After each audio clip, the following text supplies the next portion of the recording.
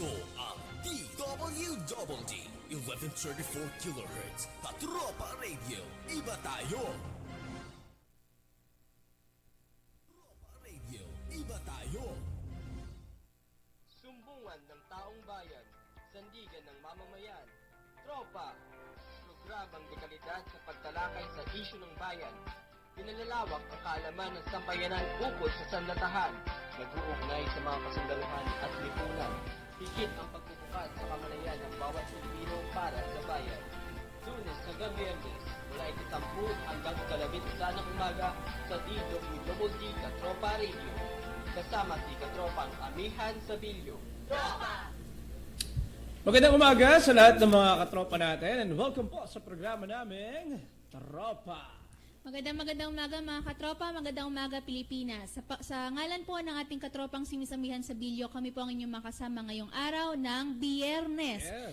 Friday po, July 5 sa taong 2019. Ako po ang inyong katropang si Jasmine Oliveros. At ako naman po inyong katropang Kim Bagaporo and good morning. Good morning. How are you? Mabuti naman, maaga ako nakapasok. Ikaw ba, kamusta ka? Ayos naman. Kasi medyo matraffic lang talaga. Medyo dito, sa may bandang gawing Cubao, no?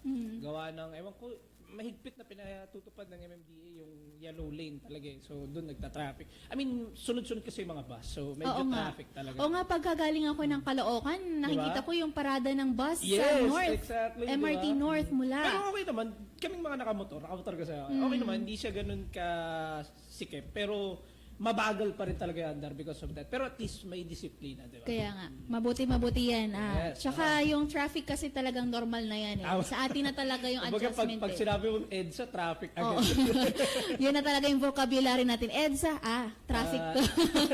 Anyways, good morning po sa lahat ng mga katropa namin. Kami po ay mapapakinggan ninyo sa aming istasyon ng radyo, 1134 kHz AM band, at sa aming Facebook page, Katropa DWDD-CRS Virtual RTV. Yes. Ayan. Patuloy po ninyong suportahan at mag-subscribe na po tayo sa ating official Facebook page para po masubaybayan natin ang lahat po ng programa ng ating himpilan. And happy birthday sa lahat ng mga nag-celebrate ng birthday ngayon. Oo Today is nga. 5th day ba? Tama, no? July 5. Ng July 5. And speaking of celebration, meron nata tayo dyan. Meron po tayong isinasagawa, kasalukuyang ginagawa or sinasagawang change of command ceremony dyan po sa Camp Civiliano sa San Miguel, Tarlac. Papalitan na po kasi si outgoing Commander Lieutenant General Salamat ni incoming commander ng NOLCOM na si Major General Ramiro Manuel Rey. Congratulations Ayan. po, no? Mamaya po, papanoorin na po natin siya sa ating himpilan. Pwede na po ba, Sir Jeff? Okay, so mga katropa, antabayanan po natin ng ang change of command ceremony.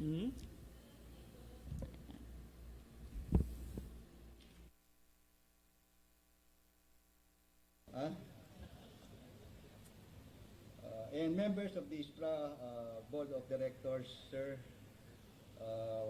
senior officers, enlisted personnel, civilian employees, other guests, friends, distinguished guests, and to all Team NOLCOM, ladies and gentlemen, magandang umaga po sa inyong lahat.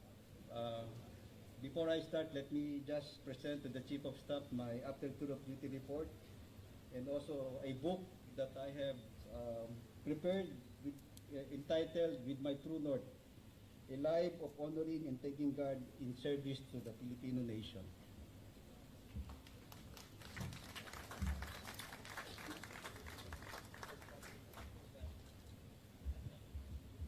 Ano yan? All rights reserved.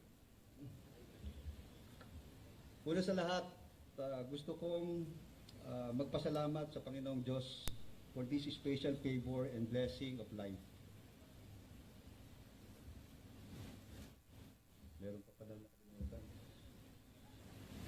Hirap talaga ng ano. Of course, let me just acknowledge also others before I continue. Yung aking mga ibang kamag-anak from the Buena Flor Clans. Patrick, tayo. Buena Flor Clans. Ito na yung mga Buena Flor Clans. Ayun.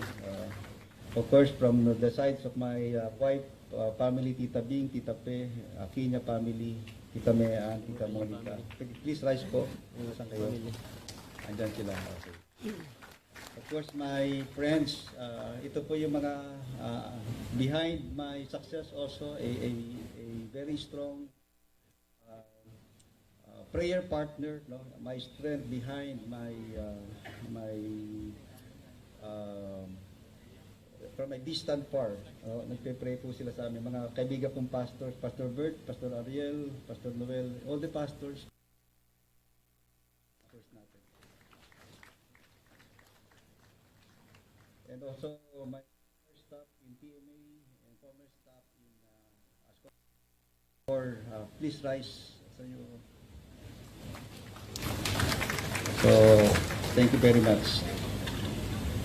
Again,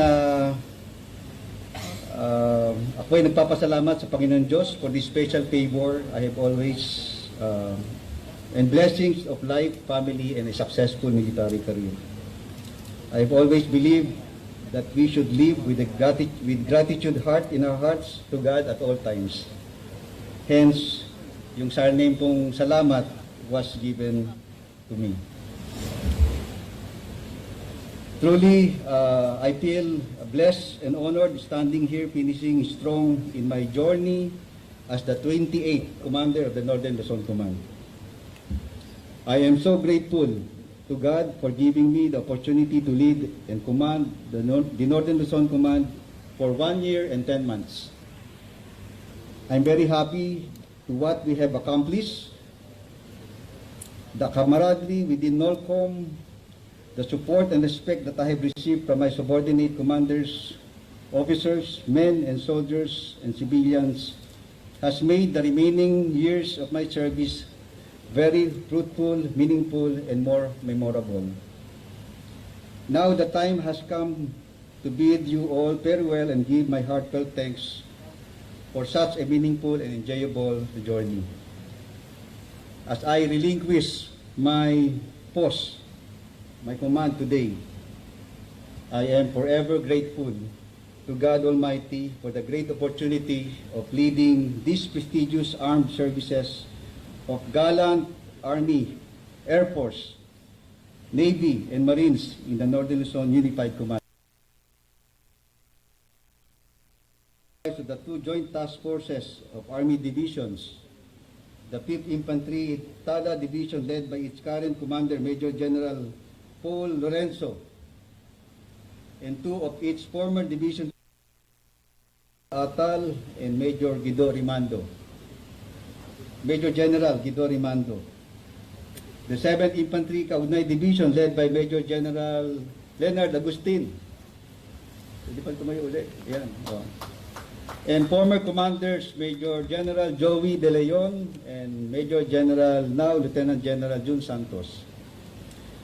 Thank you so much for your stellar in winning our campaign to fight for our people's rights against all threats and in pursuing peace, security, and development initiatives in conflict in the 4 geographic regions of Northern Luzon. Thank you very much for leading and taking care of our gallant and courageous soldiers, Marines, and Kapgus in the front lines of conflict and ensuring their guard to keep the peace and protect our people even in the most trying and dangerous missions.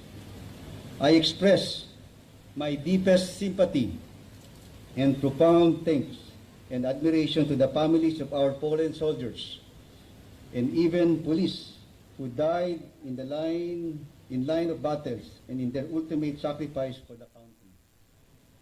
Their legacy of courage, duty, and valor shall be forever remembered as we hope to raise the NOLCOM Heroes Monument in their honor and including those who preceded them.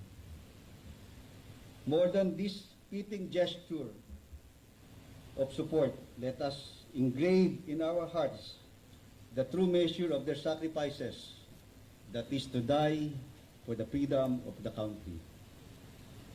To the Navy component under the Joint Task Force Karagatan, with the Naval Forces Northern Luzon led by Commodore Nicol Dris and Task Group Commander 11, Captain Decapia, and the two former commanders of Northern Luzon, Naval Forces Northern Luzon, Commodore, now Rear Admiral Eric Cagawan, and Commodore Borgonio. Thank you very much for leading our sailors and Marines to guard our coast and littoral areas, protecting our northernmost islands, and invading our maritime waters.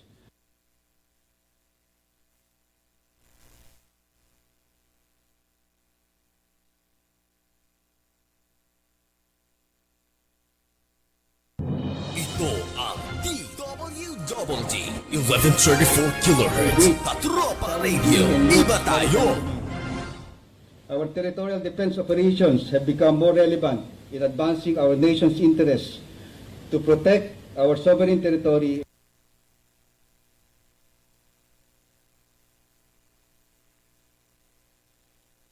and sovereign rights.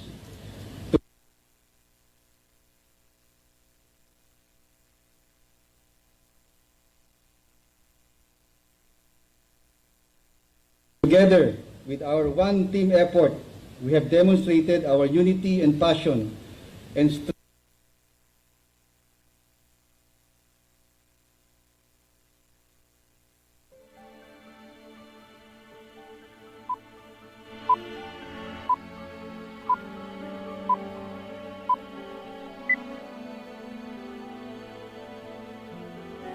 Sa pagtutulungan, wala tayong pinapabayaan para sa ating kinabukasan at sa kinabukasan ng mahal nating bansa. Operations have become more relevant in advancing our nation's interests to protect our sovereign territory and sovereign rights. Together, with our one team effort, we have demonstrated our unity and passion and strength in defending and protecting our sovereign.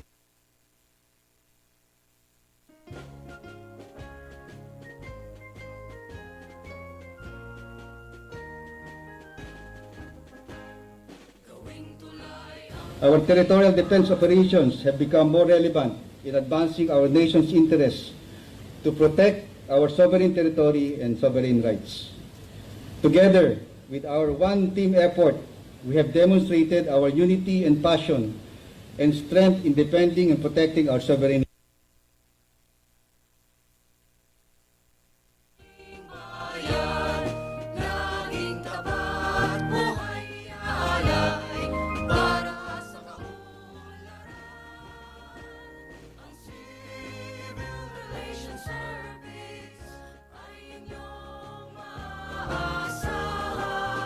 Domain. Our territorial defense operations have become more relevant in advancing our nation's interests to protect our sovereign territory and sovereign rights. Together, with our one team effort, we have demonstrated our unity and passion and strength in defending and protecting our sovereignty. As head of the Area Task Force North, I am honored and grateful to be effective collaboration in pursuit to explore and protect our God-given resources, which mean more than fulfilling our responsibility, but also a matter of patriotic duty to our country. To the Philippine Air Force, with the DB Northern Luzon, led by Colonel Aris Gonzalez. Where's Aris?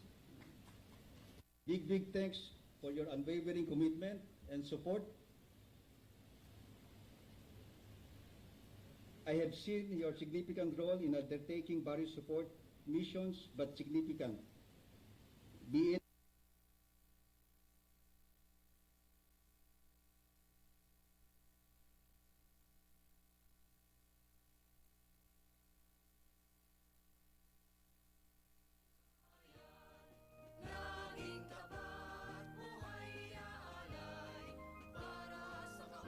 led by Colonel Aris Gonzalez. Where's Aris? Big thanks for your unwavering commitment and support. I have seen your significant role in undertaking various support missions, but significant, be it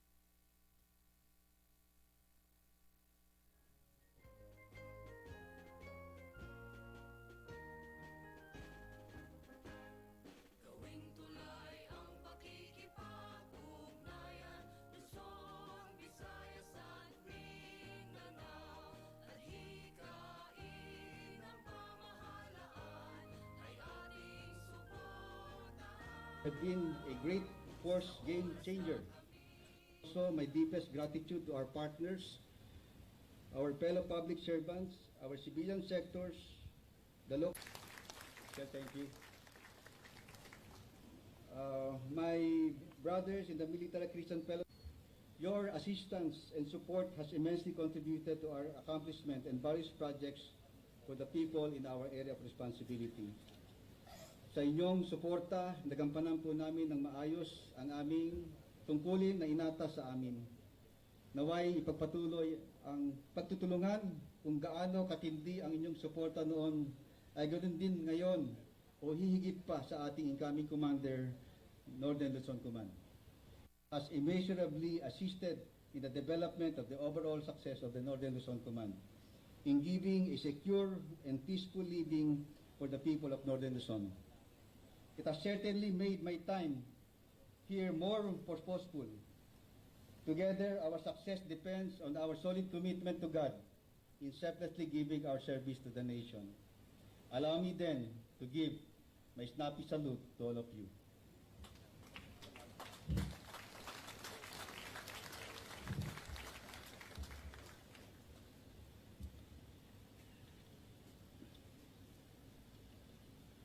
Moreover, I thank the AFP leadership, the former Chief of Staffs who mentored me, and of course, various programs and initiatives. Thank you also, sir, for your friendship. No, hindi ko sir makakalimutan yung your kind gesture of your jokes and other meaningful na pinagsamahan natin. Maraming salamat, sir. Of course, to my loving wife, Clarissa. Pwede ka tumayo. To my one and only true love, my true friend, and I'm looking forward to spend more quality and romantic time with you.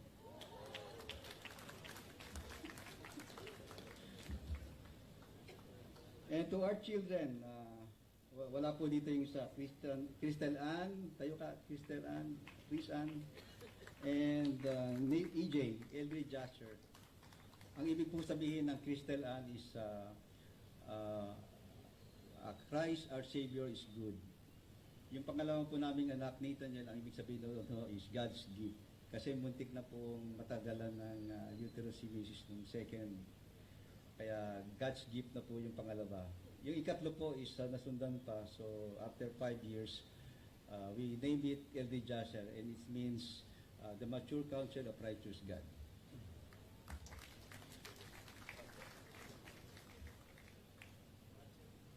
Your nobility in understanding my duty and the love of God and country is the greatest gesture of grace that the Lord has given me, and my endless blessing shall be in yours and our favor for our family.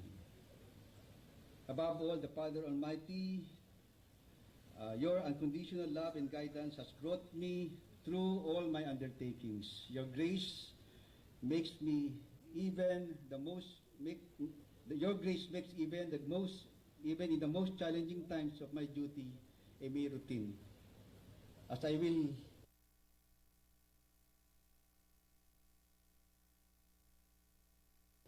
be leaving behind profound relationship with the men and women of the Northern Luzon Command.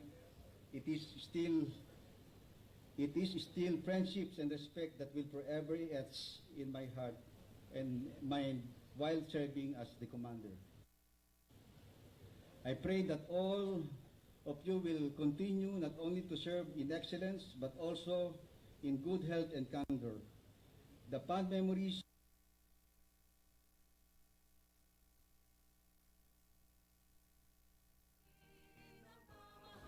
it is still friendships and respect that will forever etch in my heart and mind while serving as the commander. I pray that all of you will continue not only to serve in excellence but also in good health and candor. The fond memories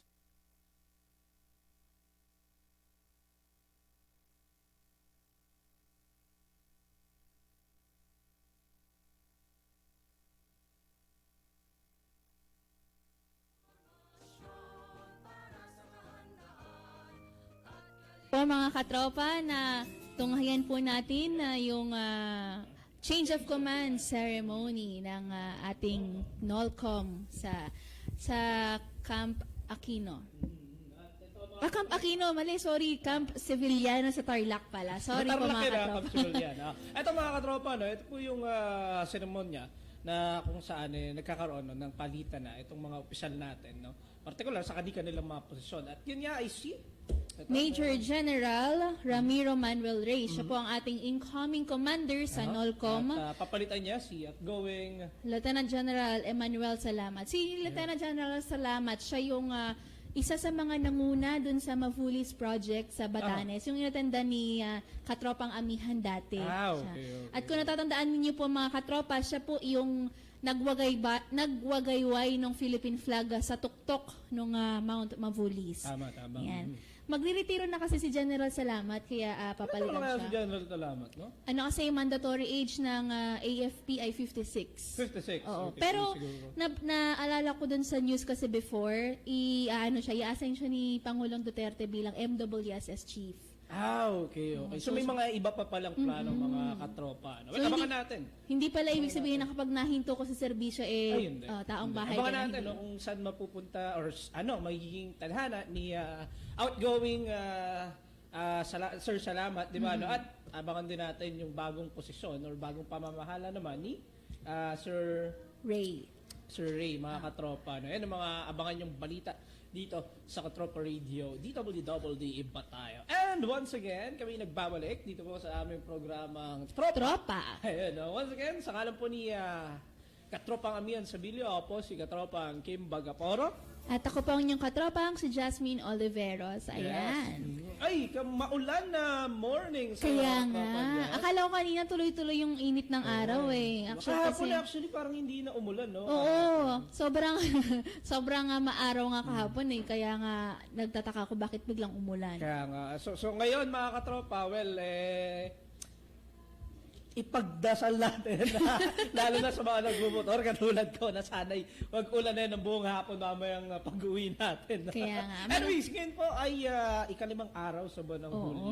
Friday na. It's Friday. Friday. Happy weekends. Darating ng weekends. Bago pala yan, magandang umaga po muna sa ating magandang group commander na si Major Lozel Lara at sa ating bisitang si Sir Salvador at si Sir sorry po, hindi ko mabasa ang pangalan. Major Rosalejos, magandang umaga po. Pasensya na po sir, hindi ko po kasi mga mabasa. maganda at matitippunong Sundalo. mga kasamahan natin sa serbisyo, di ba? At sundalo. Good morning po sa Good inyong morning lahat, sir and ma'am. Ayan. Sa araw na ito, July 5, mayroon tayong Yes, meron tayong, of course, kasaysayan na namang muling pag-uusapan. No? Dito sa tropa, mga katropa, ay hindi lamang sa mga good vibes na usapan yung ating pag-uusapan. Dahil, maaari din kayong magkaroon ng kaalaman dahil dito po ay alamin natin kung ano nga ba ang kasaysayan ng araw na to. July 5, ikaw ba, may something special ba sa'yo sa July 5? July 5, ang naaalala ko ay birthday yata ng high school classmate ko. Yun lang yung history na. Tapos saan pupunta ka? Ako wala something na, siguro wala muna akong maalala sa ngayon. Kahapon meron. Ang alam ko ay Independence Day ata or July 4, July 3 ng US naman. May tawag dyan. Nakalimutan ko lang. Basta, anyways, ngayon po ay July 5, mga katropa. No? Pero, ngayon, dito sa ating Philippines, Today's in Philippines History, babalik tayo sa atras tayo no, sa ibang taon. Di ba? Sa ibang panahon na kung saan alamin natin kung ano nangyari noong taon na yun. No? And the same day and the same month but different year. So eto, mga katropa, alamin natin ang Today's in Philippine History noong pong July 5, 1992. Pinanganak ka na ba dyan? 92, oo, 2 taon na ako yan. Lusot ako doon. Ako hindi pa. Oh my God, natatandaan. Ayan, so noong pong July 5, 1992, mga katropa, ay nangyari ang pagbubukas ni Pangulong Fidel Ramos, no, ang dalawang, ito po yung sa dalawang extension ng opisina ng Malacanang. Isa po sa Davao, mga katropa, no, at isa rin sa Cebu. bilang parte ng pinangako niya sa kampanya na mabibigyan niyang kapangyarihan etong mga taga Visayas at Mindanao. Kumbaga, mabibigyan yung boses na sa pamamagitan ng extension ng opisina ng Malacanang dito nga po sa Davao at Cebu. At yan po ay nangyari noong July 5, 1992 sa pamamagitan ni Pangulong Fidel Ramos. Doon pala sa natatandaan ko kasi 'di ba minsan si Pangulong Duterte kaya pala siya napunta doon sa Davao. Kasi meron naman doon office. I Diba, see. no? And good thing kasi 'di ba hindi lang dito sa Luzon. Diba? Alam naman natin yung Malacanang, 'di ba? Diyan sa may Maynila, 'di ba? At maganda doon na meron din sa Visayas, itong sa Cebu, sa Mindanao, meron sa Davao, 'di ba? No? Good thing na kumbaga alam mo yung pantay-pantay, di ba? Oo nga. Narinig Tatlong talaga. yung bawat boses ng mamamayan sa pamamagitan ng Malacanang. Narinig at maganda na nalalaman ng bawat mamamayan kahit nasan man sila sa Pilipinas kasi nandyan yung extension ng Malacanang office sa iba't ibang parte or sa tatlong rehiyon ng bansa. Correct. Tama yan, Katropang Aki. Maraming salamat. Yan po ay nangyari sa July 5, 1992. Yes, 1992. Dalawang taon na nga pala ako niyan. Ayan, mga katropa. Yes. At muli yata tayong magbabalik, Katropang Jazz, no? Dito po sa ating change of command ceremony. okay. Pagpatuloy po natin ang pagpakinig at panonood po sa nangyayaring change of command ceremony dyan po sa bahagi ng Tarlac. Yes. Of his personal flag.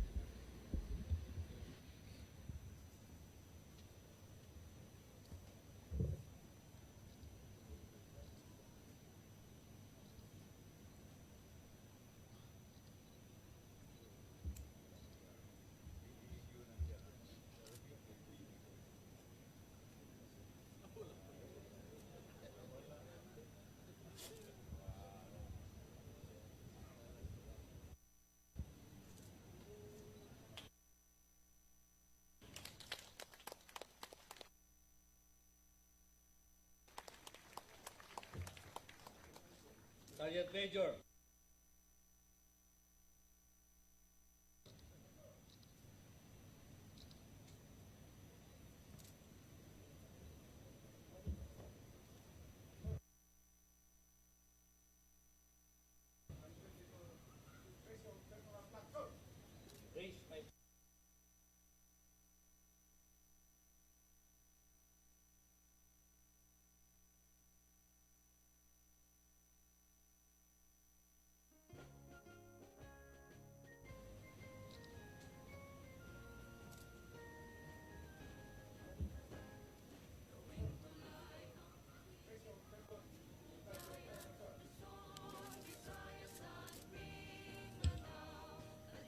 We now have the privilege to listen to the remarks of the newly installed Commander of Northern Luzon Command, Armed Forces of the Philippines, who will subsequently introduce the presiding officer. Ladies and gentlemen, once again, a warm welcome for Major General Ramiro Manuel Abadre, Armed Forces of the Philippines.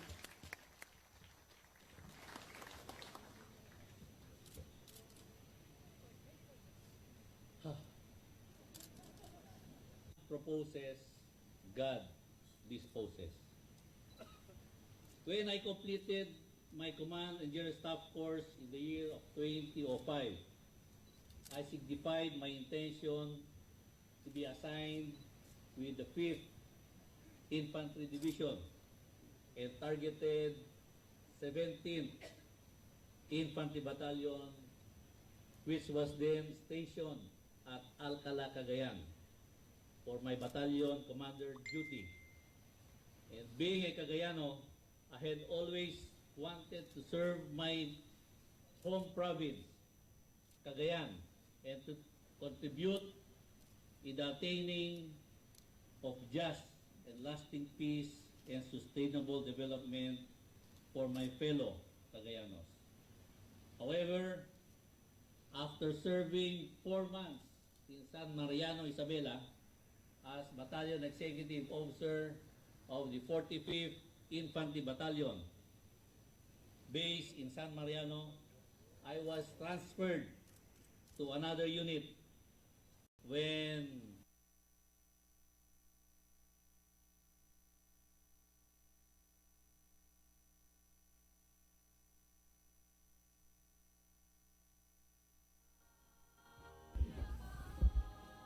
At yan mga katropa, antay-antay lang po tayo kasi nagkakaroon po tayo ng technicality pagdating nga sa signal, kaya nagkakaproblema po tayo. Pero mga katropa, mabalik po tayo. Umuulan po ngayon, Katropang Kim. Katropang. Mamaya, mga katropa, no? Antabayan natin yung kasalukuyan. Live po nung napapanood yun, yung change of command ceremony, no? Diyan po sa may parte ng Tarlac. Mamaya, antabayan natin, no? Yung live natin, patuloy natin gagawa ng paraan yan. No? Anyway, speaking of ulan, Katropang dyan. Kaya nga. ramdam na ramdam po namin dito sa studio ang lakas ng ulan. Kasi naririnig at ang lamig din ng Kaya panahon. nga. Kaya naman, Narinig po kami dito sa loob ng studio. since maulan na rin ang panahon, pag-usapan natin Katropang Jazz. No? Yung topic natin ngayong araw na ito dito po sa programang Tropa. Ano nga ba yung mga magandang gawin bago at kapag nandyan na yung tag-ulan? Oo, Di ba, no? Ikaw, Katropang Jazz, naranasan mo na ba na maapektuhan ng sobrang pag-ulan? Sobra, hindi pa. Pero yung naapektuhan, oo. Paano? Paano? Brown out. Ay, yes, Madalas ang exactly. brown Pwede, out. pwede. Tsaka yung baha. Kasi dati sa Pasig pa ako nakatira, talagang konting ulan. Baha agad. Baha talaga siya. Nasa kami, buti na lang, nasa third floor kami noon. Kasi yung first inaabot floor, yung first floor. Yung Grabe. daan, hindi ko na makita sa sobrang ng baha. Speaking of, kung ako naman ang tatanungin mo, no, tungkol dyan, well, ako Katropa, ganun din ang nararanasan ko. Oo. Sobrang ganun din. Kaya naman ingat, no, sa lahat ng mga mabababa ang lugar, no? At sa mga katropa natin dyan na, well, sa ngayon nakakaranas ng pag-ulan dito sa Metro and Mega Manila. Mag-ingat po kayong lahat. And eto na. At dahil nga po dyan, mga katropa, dahil kaninang umaga po mayroon pong inilabas na news or balita na mayroon pong mga LPA or low Meron pressure naman. areas sa loob ng bansa Tama. na binabantayan ng pag-asa. Ano po ba yung mga dapat at hindi dapat nating gawin Yes. before and during ganitong mga insidente, no? Before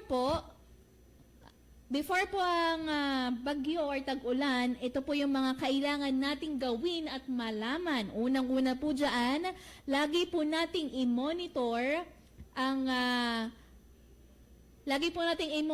ulat panahon sa telebisyon, radyo o internet. Tawag dito? Aha. Nakalimutan ko yung sabi ko. Hindi, sa technology po kasi ngayon, lahat po ay available na, di ba? Tsaka lahat madali mo nang malaman, di ba? No? Internet, merong Facebook, merong YouTube, basta anything you go on the internet, isang click mo lang, alam mo na agad yan. No? Pero, on the other hand, maganda pa rin yung mga radyo, yung TV, di ba? Real time kasi Real time kasi. Kasi nandyan yan lang sa tabi mo, di ba? Oo. Yung pipindutin mo lang, on mo, andyan agad yung Oo, balita. di ba? totoo yan. Kung wala naman po tayong television, wala po tayong radio, wala tayong internet, meron naman po dyan mga newspapers, di ba? Dyaryo. Yes, Nandun din naman yung weather forecast sa araw na to, sa mga susunod na araw. So, Yeah. hindi po tayo nawawalan ng means para po malaman kung ano yung nangyayari sa panahon natin. Yes. At yan mga katropa, pauna pa lamang yan no, na dapat natin gawin bago or sumapit itong ganitong LPA, yung mga malakas na pag-ulan. No? Antabayanan nyo, mamaya marami pa kaming ituturong tips sa inyo kung paano pa ang iba't ibang dapat nating gawin, di ba, mga katropa? Ayan na.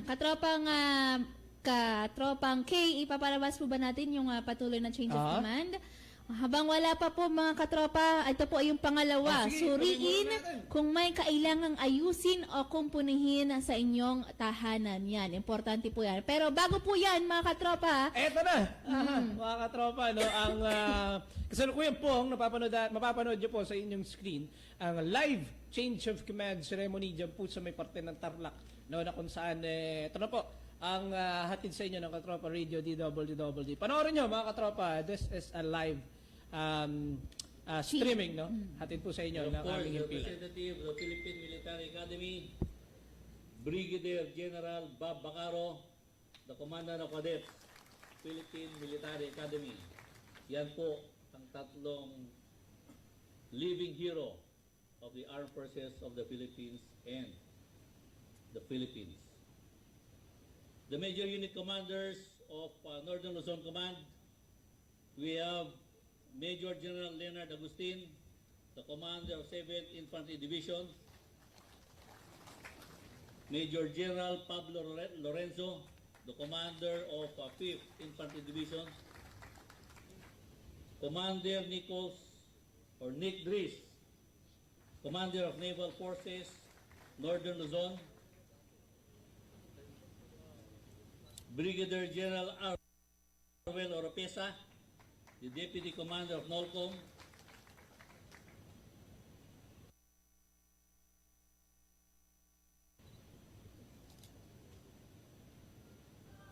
I would also like to acknowledge the former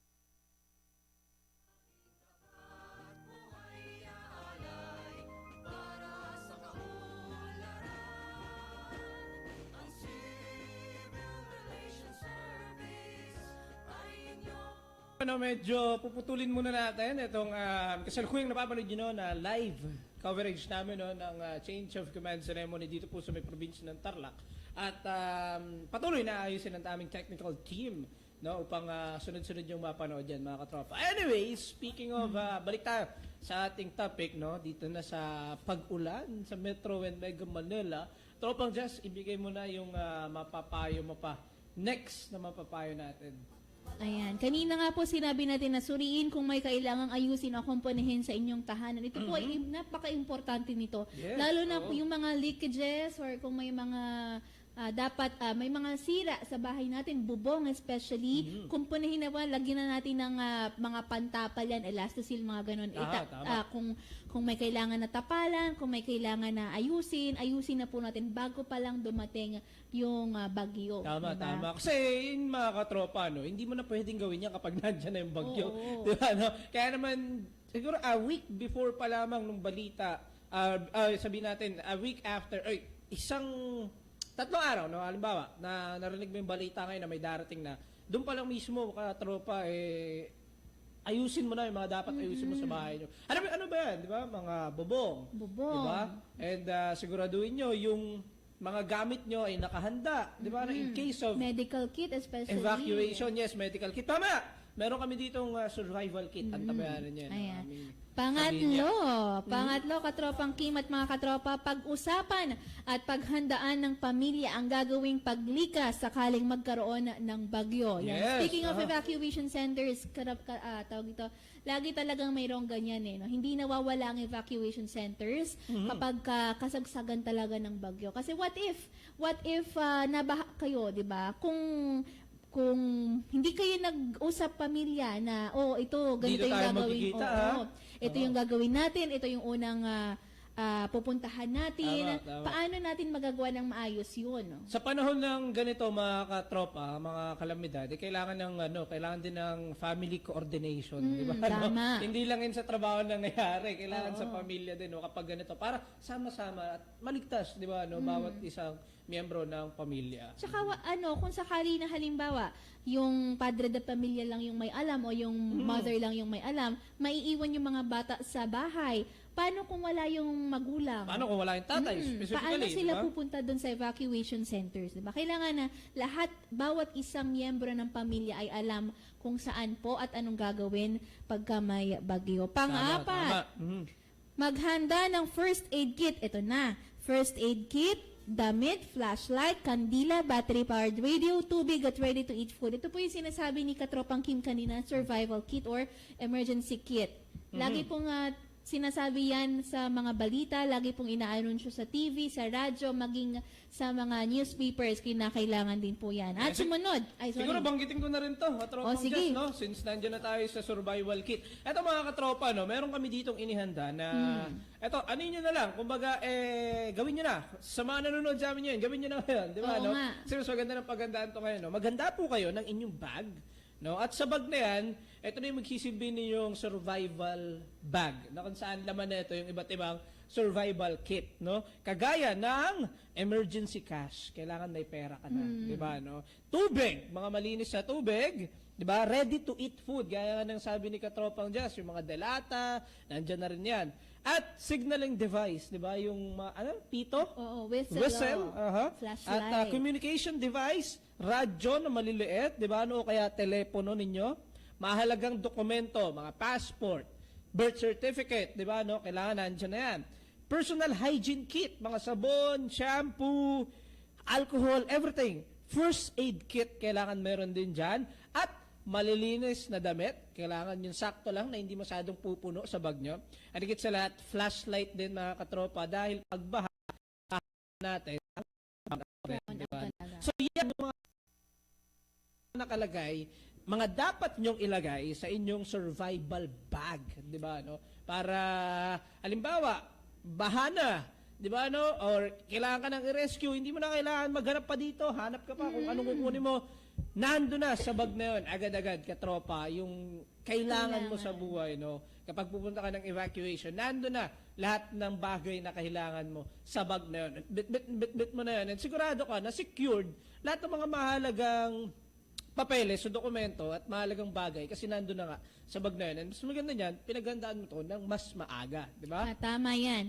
At saka hindi mo lang magagamit yan tuwing tag-ulan or pagbaha. oo. Sa lahat ng oras po Sa na lahat ng mayroong uri ng kalamidad, insidente, actually, di ba, no? Kaya nga po, di ba, pagka earthquake drill, dito sa Campo Aguinaldo kasi pag may earthquake drill, importante talaga na ang bawat personnel ay bitbit ang kanilang go bag, ika nga, Go yung bag, mga tama. survival bag nga, na sinasabi ni Katropang Tama, Kim. tama. And, Susunod po dyan ay ang magtabi at ilagay ang pera at mga importanteng dokumento sa waterproof na lalagyan. Hindi po lang basta-basta na lalagyan lang. lalagyan lang na ito yung papel, ilalagay ko lang to sa bag ko, hindi po ganon. I-secure po natin ang mga gamit na pwedeng mabasa. At yung sinasabi po ni Katropang Kim na telepono or cellphone, make sure po na yun ay may battery na hindi low bat. No ba? Tama, tama. Ay, alam Importante. mo na, uso na ngayon, Katropang Just, no? Ay, mga power banks, di ba, no? If ever, kung pwede makabili kayo, ano ba, may extra pera, extra ipon, Oo. pwede bili kayo ng power bank kasi malaking tulong yun. Diba? Specifically lang para sa ganung kalamidad eh. Tama, tama. Ganoong Malaking insidente. tulong yun, Katropa, no? And, up next, ano Up pang- next ito na nga po, i-charge ang cellphone para maging handa sakaling mawalan ng kuryente. Yan katulad nga po ng ating in-explain kanina. Next ay mag-ingat sa paggamit ng kandila. Yes. Uy, alam nyo ba, no, nitong nakaraang araw lamang, may mga napanood ako sa balita na magganay ata yun o maglola. I'm not sure, no, correct me if I'm wrong, na nasunog yung bahay nila, no? At dahil sa pagkakasunog na yun, it's something around the Baliches ata. No? At dahil sa sunog na yun, namatay sila. No? At nakakalungkot lang kasi main reason daw nun is naputulan sila ng kuryente, gumamit sila ng and nasagi ata, natabig. Yun na, yung nagsimula ng naging mitya ng sunog na kung saan ikinasaway nga po nitong pamilya. No? Ayan, Nakakalungkot. kaya mga katropa, paulit-ulit pong sinasabi namin dito sa himpilan natin at maging sa ibang mga stations na parati po tayong mag-ingat. Kagaya Yes. rin kanina, mayroon pong napabalita nga sunog sa bandang Cavite. Oh. So mag-ingat po tayo. Kahit tag-ulan po, hindi po natin maiiwasan ang aksidente dulot ng apoy. Yes. Tsaka make sure na hindi malapit sa mga bata. Kung okay lang kung magtatayo kayo ng kandila dyan or gasera, pero make sure na hindi po mahahawakan ng Kaya mga bata nga. yan, hindi maaabot ng mga bata. Ang no? mga bata kasi malilikot. Kasi wala namang alam yung mga bata kung anong dulot talaga niya. Kasi mga muwang pa yun, di ba? No? So make sure lang po sa mga magulang natin, magtatayo ka niyan, lagay niyo mo sa matataas na lugar na hindi nila maaabot. Tama, Katropang Kim. At susunod po dyan ay ang hindi lang po tao ang kailangang mag-isip na iligtas ang sarili. Kailangan din pong siguruhin nasa ligtas na lugar ang ating mga alagang hayop. Exactly. Ikaw ba, Katropang Kim, mahilig ka ba sa pets or sa mga hayop? Hindi ako nag-aalaga kami ng aso, pusa. Sila, yung sa family ko. Pero ang hilig ko talaga isda. Isda. Kakaiba. So pag bumaha at di ko siya kayang dalhin, sige na, dyan ka na. Hindi, meron ako isda. May ilag ako sa isda. Sobra. Ako naman, fond ako ng mga tuta. Pero tuta. kasi, hindi ako nag-aalaga kasi yung may rhinitis kasi ko. Yung allergy, konting alikabok, konting yung fur nila, ano ba tawag doon? Balahibo. Nagkakaroon na ako na agad ng trangkaso. May Tsaka allergy sipon. dahil doon. Yun. Anyway, iligtas nyo sila and make sure na kapag ganitong kalamidad, yung mga tali naman nila pwedeng pakiluwag-luwagan naman. Di ba? Hindi mong madali mong makalas. Yung iba kasi pag nagtali, akala mo kulong na kulong talaga. Kaya Wag nga yung ganun. tipong hindi na makakahinga. Kaya nga, wag ganun katropa. Kahit hindi natin nararamdaman yung feelings ng ating mga alaga, meron pa rin Oo. po silang feelings. Pilipinas. Tama, tama. Ayan. Imagine nyo na lang kayo yung nasa lugar nila, di ba? Hindi kayo Kaya makahinga, nga. hindi kayo makakilos, hindi kayo makagala, nakakulong lang kayo. Kaya nga. At bilang panghuli po na tip ngayong pang-ulan, makiisa sa preemptive evacuation. Ayan na yung Yes. sinasabi natin Aha. kanina na kapag mayroon pong mga seminars, mga meetings sa barangay, sa municipal hall, sa kahit saang lugar po na mayroong topic na preemptive evacuation, puntahan po natin. Hindi naman po kawalan na tayo ay pumunta doon. Importante po kasi. Di ba, Katropang Kim? Tama, no? And actually, dyan nyo rin malalaman mga katropa, yung mga katulad ng sinasabi namin, dito yung mga paghahanda. Kung halimbawa, in case makalimutan mo, kung patawag ka man sa barangay, no, hindi ibig sabihin na may kasalanan ka na. Oo. Hindi gano'n, no. Ito, yung mga katulong kasi natin dyan, local government. No? And aside from that, no, pwede rin kayong sumali mga katropa no, sa mga discussions namin dito. No? Kaya pwede kayong mag-comment sa aming Facebook fan page. No? At higit sa lahat, alam nyo ba na pagdating sa mga ganyang baha, hindi lang local government yung maaaring magbigay ng tulong sa inyo. Kasi automatic yan. No? Ang AFP, Armed Forces of the Philippines, agad-agad nagpapadala yan ng mga sundalo no upang sa rescue operations, di ba? At dito mga katropa no talagang mithiin namin na tumulong, di ba? Especially mga kasundalohan natin na 24/7 yang talagang Correct. di ba sa balita napapanood mo bumubuhat ng mga matanda na hindi na nakapaglakad because sa bahana nga, di ba? No? Pwede rin kayong kung mga katropa halimbawa, meron kayong gustong itanong sa amin tungkol sa dito nga sa pag-iingat, 'di ba? No, and higit sa lahat, kung gusto niyo makipag-coordinate, pwede naman, 'di ba? Oh, welcome na welcome po 'yan sa pagvo-volunteer po ninyo pagka bayanihan ng usapan. Yes, tama. And Ayan mga katropa, mag 10:56 na po sa ating oras. Malapit na po tayo magtapos, pero may gusto ka bang idagdag para naman po sa wala na, okay na. Okay na tayo na Oo. topic na ba natin yung lahat? Okay. Ayan mga katropa. Ay, Okay. patuloy nating antabayanan mga katropa, no? Itong change of command ceremony na kasalukuyan pong nangyari dyan sa probinsya ng Tarlac, no? At antabayanan nyo mga katropa, no? Dahil isa ito sa mahalagang maiging parte na naman ng kasaysayan ng ating bansang Pilipinas. Okay. Panoorin na po natin, Katropang Kay. Yes, sige, alright. Our Deputy Commander of NOLCOM, Ms. Gigi Batak,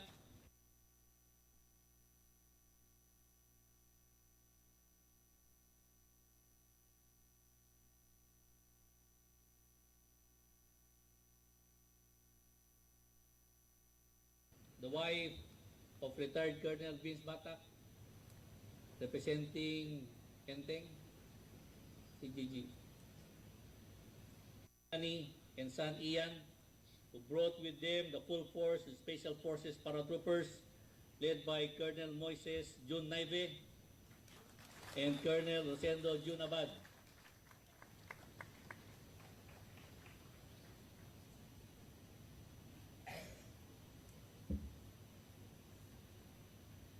To Miss Jo Macale, who supported the troops during the Marawi siege by voluntarily at no conditions at all.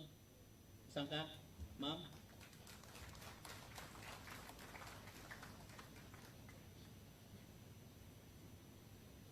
Miss Jackie Aspiras, one of the members of the MSAB of SOCOM. The members of Sandiwa class of 1985, our squad leaders. Maraming salamat po. To the members of Sinagtala class of 1986 and their star brides, please rise. Nawala yung mga star brides. And to my classmates, my mistas, the members of the Hinirang class of 1987 and the very active Hinirang ladies, Chief of Staff of the Armed Forces of the Philippines. My elementary and high school class bus, Mr. Vern and Alvin Enciso, my friend, the Team NOLCOM, led by the Chief Unified Command Staff, Colonel Halandoni, and the NOLCOM Sergeant Major CMS Sabillo, the Office of the Civil Defense, led by Director Mel Castro, and I saw here also Director Marlo Salazar, and Director Albert Mongol. Ito yung sinabi ni Sir kanina. From the Commission on Audit Team, of course, led by the Regional Director,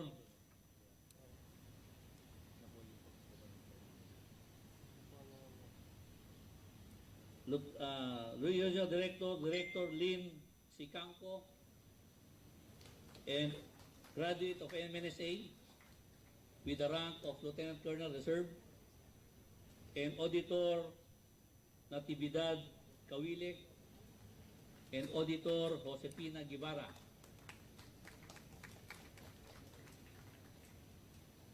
To Governor Caico of Batanes, makakarating na rin ako ng Batanes. I'm from Cagayan but hindi pa ako nakakarating ng Batanes, ma'am. Other senior officers, local government executives, the members of NOLCOM MSAB, the members of media, friends of Northern Luzon Command,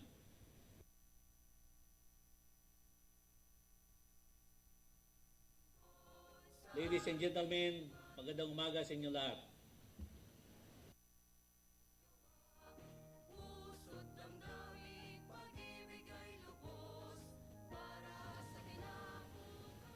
Today, there is no greater honor than being selected and placed as Commander of Northern Luzon Command of the Armed Forces of the Philippines. Being an avid fan of the television series Game of Thrones,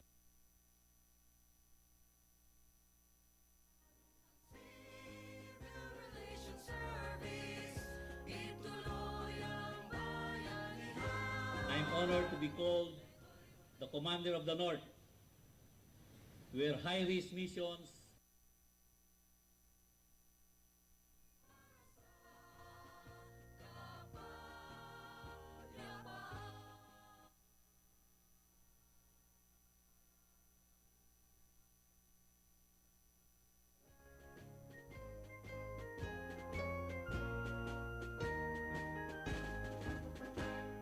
Gawing tulay ang pakikipag-ugnayan, Luzon, Visayas at Mindanao. is as Commander of Northern Luzon Command of the Armed Forces of the Philippines.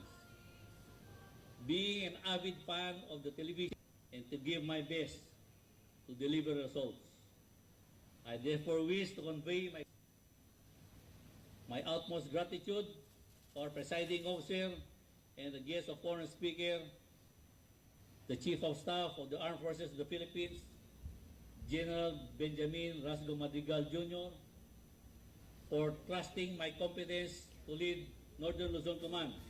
Yan, mga katropa, napakinggan po natin ang parte ng pahayag ni General Salamat, outgoing Commander General Salamat. At sa kompletong coverage niyan, mga katropa, kung nais niyo po ninyong mapanood pa, no? Well, yan po ay mapapanood sa aming official Facebook fan page, Katropa DWDD, the CRS Virtual RTV. Yan, mga katropa, bago po tayo magtapos ng ating programa, 11:03 na po kasi, mayroon po kaming mga i-anunsyong mga activities na naka-line up ngayong buwan. Una na po dyan, ang CRS AFP Stakeholders Fund Run 2019. Yan po ay gaganapin sa July 20, Sabado po. Kaya ready po tayo dyan. Sa Lapala po, 4:45 ng umaga at ang gun start naman po ay 5:30 ng umaga. Ang registration fee po ay 500 pesos lang naman po. Inclusive na po yan ng singlet o t-shirt, race bib at medal. Para po sa contact persons, kung may mga katanungan po, maaari niyo pong kontakin dyan si Captain Evans Christopher Abalahon sa number na 0915-530-7330 at si First Lieutenant Rema Isaw 0921-414-9454. Ang lahat po ng proceeds na makukuha po or makakala po natin dyan sa CRS AFP Stakeholders Fund Run ay mapupunta po, i-donate po natin yan lahat sa Saint Rita Orphanage sa Parañaque City. Yes, at ito rin mga katropa, no? Tuloy-tuloy na natin. Maraming activities ang inihanda sa inyo ngayon. Kaya naman bumisita na po kayo sa booth G14 ng Armed Forces of the Philippines. Ito po'y gagawin sa 27th Defense and Sporting Arms Show. Ito po'y mangyayari sa Mega Trade Hall sa SM Mega Mall. Aba, malapit na, no? Sa July 11 and 15. July 11 hanggang July 15, 2019, this year, mga katropa, no? At ang maganda rito, katropang jazz, ito po'y open for all. Di ba? Ayan. No? Gusto Lahat ko po yan. ay pwedeng makapunta, mga katropa, no? Once again, sa booth G14, 5th floor po ito, mga katropa, no, ng Mega Trade Hall, SM Mega Mall. At ito naman, yung registration fee natin, sa regular po, meron kaming 150 pesos, murang-mura. Sa senior citizens, mas pinababa, 120 pesos, ganun din sa persons with disability. At para naman sa AFP personnel, aba, napakalaking discount nito, no? Dahil 70 pesos na lang yung pwede yung bayaran. Oh, diba? dati kasi daw 200 pesos. Oh, diba? So, Mahal nun. natapresan siya ng 80 eh. Kaya ngayon, napakamura na ito, mga katropa, no? And, ano ba yung mga dapat nyong i-expect? Ano ba yung mga makikita nyo dito? Aba, kaabang-abang ito. Dahil, meron po itong gun show. Meron ding seminar, na pag-uusapan natin yan, ng iba't ibang, of course, usapin tungkol sa Armed Forces of the Philippines, di ba, no? Defense and Sporting Arms, di ba, no? At ang static display na handog po sa inyo ng AFP at Philippine National Police. Siyempre may mga palaro din dyan, mga tropa. And kapag may palaro, expect the prices, di ba, no? Tama. At ang processing of license to own and possession firearm o LTO-PF, mga katropa, kung gusto niyo pong malaman yung impormasyon patungkol dyan, dito po sa gaganaping activity na to, aktibidad na ito, nandyan na po yan, di ba, no? Napaka-ganda ng activity na to, mga katropa. No? Once again, July 11 hanggang July 15, 2019, ito po ang 27th Defense and Sporting Arms Show sa booth G14, 5th floor, Mega Trade Hall, SM Mega Mall. Ayan, mga katropa, inasahan po namin ang inyong pakikiisa para po sa lahat ng activities na ginagawa po ng Armed Forces of the Philippines at iba't ibang stakeholders, lalo na po ang local government units ng iba't ibang lugar sa Pilipinas. Yes, at Ayan. lokal na ahensya ng pamahalaan. At Ayan. oras natin, 7 minuto makalipas ang alas 11 ng umaga. Muli mga katropa, sa ngalan ni Katropang Amihan, Sabillo, ito po ang programang Tropa na kasama nyo ako, Katropang Kim Bagaporo. At katropang Jasmine Oliveros po, maraming salamat po sa inyong lahat. Magandang araw and God bless everyone. God bless. Ingat! Ito ang DWWD 1134 kHz. Balita, impormasyon at musika. AM at FM pinagsama. Ito ang Katropa Radio. Iba tayo. Kayo ay nakatutok sa 1134 kHz. DWDD Katropa Radio. Iba tayo. Kami po ay kasapi ng KBP, kapisanan ng mga broadcaster ng Pilipinas.